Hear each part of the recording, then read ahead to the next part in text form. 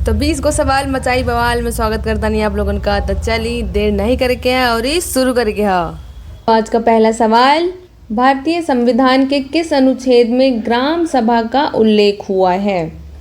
हमारी हर सीरीज़ में मैं बार बार बता चुकी हूँ कि पॉलिटी की जितनी भी सीरीज़ आएगी उसमें पहला दूसरा कोई ना कोई एक सवाल एक इम्पॉर्टेंट आर्टिकल का जिक्र करेगा। अगर आप सिर्फ इतने आर्टिकल्स या इतने अनुच्छेद याद कर लेते हैं तो आपको पूरा संविधान के अनुच्छेद या आर्टिकल्स रटने की ज़रूरत नहीं पड़ेगी। जितने भी इम्पॉर्टेंट अनुच्छेद पूछे जाते हैं हम सारे के सारे इसमें कवर करने वाले हैं। तो बताइए कि ग्राम सभा का उल्लेख कौन से अनुच्छेद में किया जाता है?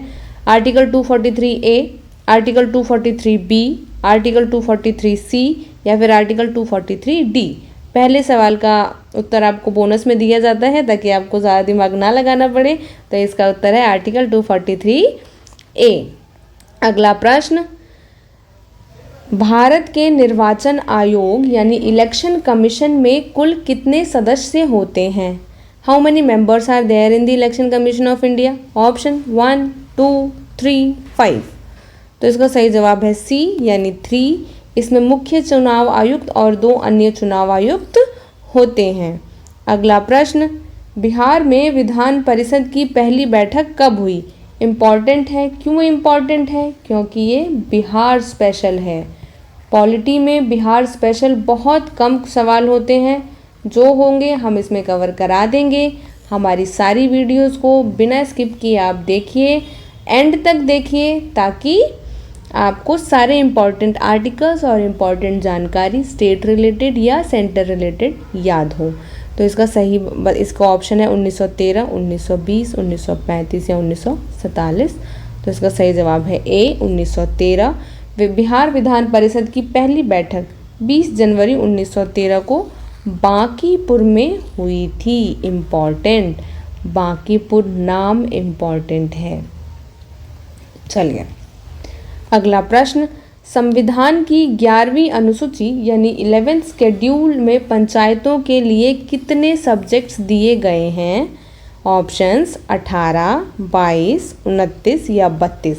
ये सवाल मुझे उम्मीद है मैक्सिमम बच्चों को नहीं आता होगा, और जिनको आता होगा इसका आंसर वो मुझे कमेंट में बताएं कि मैम मुझे चौथे इस प्रश्न का उत्तर आता है।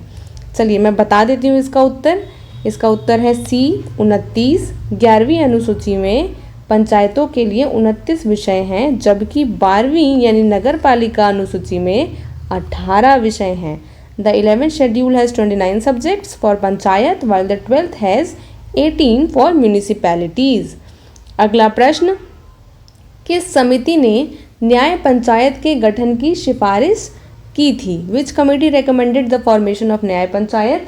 इसका उत्तर दीजिए आप हमें। ऑप्शंस मैं बता देती हूँ, बलवंत राय मेहता, अशोक मेहता समिति, GV.K. राव समिति या फिर LM सिंघवी कमेटी। इसका सही उत्तर है बी अशोक मेहता समिति। 1977 में बनी अशोक मेहता समिति ने न्याय पंचायतों की सिफारिश की थी। अगला प्रश्न, भारत के किस राष्ट्रपति ने पॉकेट वीटो का प्रयोग किया था? इम्पॉर्टेंट है। आप लोग मुझे बताएंगे पॉकेट वीटो का क्या काम होता है कमेंट सेक्शन में। मैं जानना चाहती हूँ कि कितने सीरियस एस्पायरेंट मेरी वीडियो को देख रहे हैं। तो इसका ऑप्शन देखिए, डॉक्टर राजेंद्र प्रसाद, ज्ञानी जैल सिंह, APJ अब्दुल कलाम या फिर S राधा कृष्णन। तो इसका सही जवाब है बी ज्ञानी जैल सिंह। 1986 में ज्ञानी जैल सिंह ने भारतीय डाकघर संशोधन विधेयक पर पॉकेट वीटो का इस्तेमाल किया था। Very important. अगर आप सीरियस पढ़ने वाले बच्चे हैं तो आपको इसकी जानकारी होनी चाहिए, अगर नहीं थी तो इसको याद कर लीजिए प्लीज़। अगला प्रश्न, समान कार्य के लिए समान वेतन, equal pay for equal work संविधान में कहाँ वर्णित है? Where is equal pay for equal work mentioned in the constitution? Option, मौलिक अधिकार, राज्य के नीति निर्देशक तत्व, मौलिक कर्तव्य या फिर प्रस्तावना या प्रीएमेबल। तो इसका सही जवाब है बी दैट इज DPSP। अनुच्छेद 39D के तहत यह राज्य का कर्तव्य है कि पुरुष और महिला को समान कार्य के लिए समान वेतन मिले। अगला प्रश्न, राज्य विधान परिषद के कितने सदस्य राज्यपाल द्वारा मनोनीत या नॉमिनेट किए जाते हैं? How many members of the state legislative council are nominated by the governor? Options 1/3, 1/6, 1/12 या फिर 1/4। तो इसका सही जवाब है बी, 1/6। याद कर लेना है। राज्यपाल कला, विज्ञान, साहित्य और समाज सेवा से जुड़े 1/6 सदस्यों को मनोनीत करते हैं। अगला प्रश्न, वित्तीय आपातकाल यानी फाइनेंशियल इमरजेंसी की घोषणा को कितने समय के भीतर संसद की मंजूरी मिलनी चाहिए? With in what time should a financial emergency proclamation be approved by parliament? Option 1 महीना, 2 महीना, 6 महीने या फिर कोई सीमा नहीं।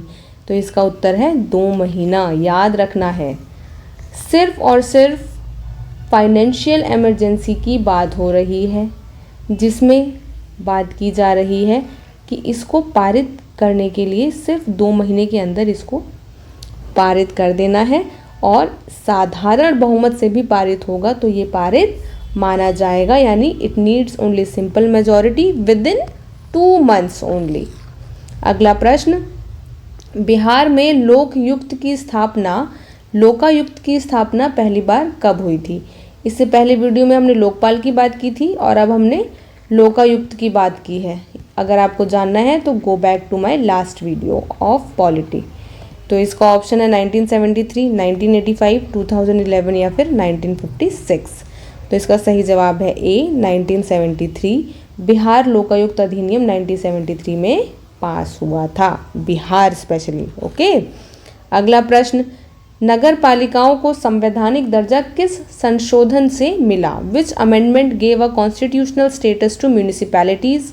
ऑप्शन 71st, 73rd, 74th या फिर 86th। तो इसका सही जवाब है सी, यानी 74th। The 74th amendment 1992 is related to urban local bodies, यानी शहरी स्थानीय निकायों से संबंधित है। क्या? 74th संविधान संशोधन। अगला प्रश्न, भारत का मुख्य न्यायाधीश अपना त्यागपत्र किसे देता है? बहुत अच्छा सवाल है।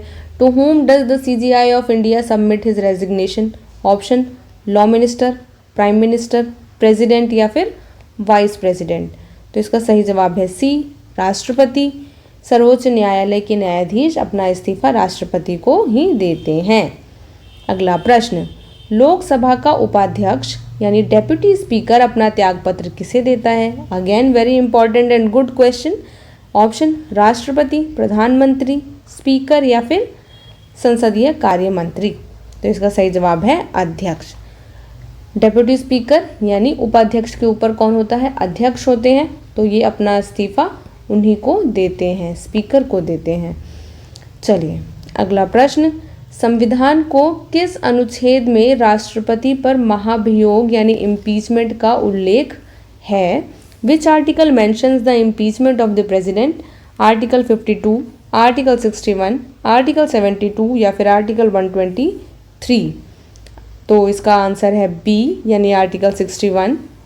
अनुच्छेद 61 राष्ट्रपति पर महाभियोग चलाने की प्रक्रिया का विवरण देता है। अगला प्रश्न, सरकारीय आयोग यानी सरकारीय कमीशन की रिपोर्ट कब पेश की गई थी? When was the Sarkaria commission report submitted? Option 1983, 1988, 1990 या फिर 1985। इसका सही जवाब है बी, 1988। इसका गठन 1983 में हुआ था, लेकिन रिपोर्ट जनवरी 1988 में दी गई। अगला प्रश्न, मतदान की आयु 21 से घटाकर 18 वर्ष करने वाले संशोधन किस वर्ष लागू हुआ? In which year did the amendment reducing voting age to 18 come into force? Option 1985, 1988, 1989 या फिर 1990। इसका सही जवाब है सी, 1989। 61वां संशोधन 1988 में पास हुआ, लेकिन मार्च 1989 से प्रभावी हुआ। तो इसका उत्तर 1989 ही माना जाएगा, कोई कंफ्यूज बच्चा नहीं करेगा। अगला प्रश्न, बिहार के वर्तमान राज्यपाल यानी गवर्नर कौन है? ऑप्शन राजेंद्र आर्लेकर, फागू चौहान, सत्यपाल मलिक या फिर लालजी टंडन। तो इसका सही जवाब है ए, राजेंद्र आर्लेकर।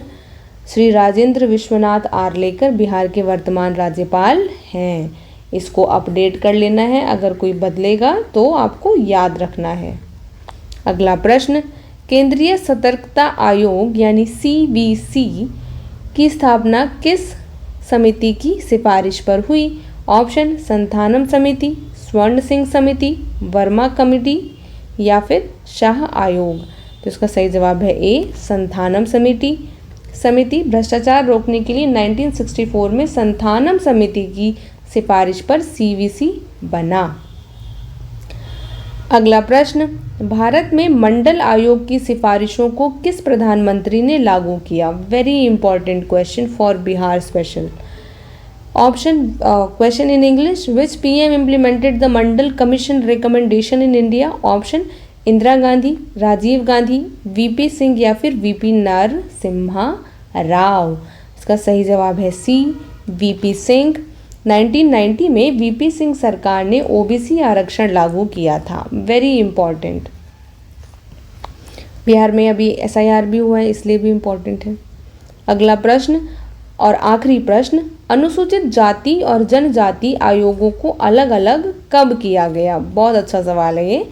ऑप्शन 2003, 1992, 2000 या फिर 2005। तो इसका सही जवाब है ए, 2003। 89वें संशोधन 2003 द्वारा इन्हें अलग अलग स्वतंत्र आयोग बनाया गया, separated by the 89th amendment in 2003 into independent commissions. तो यही के साथ पढ़त जाएं, लड़त जाएं और बढ़त जाएं। जय बिहार।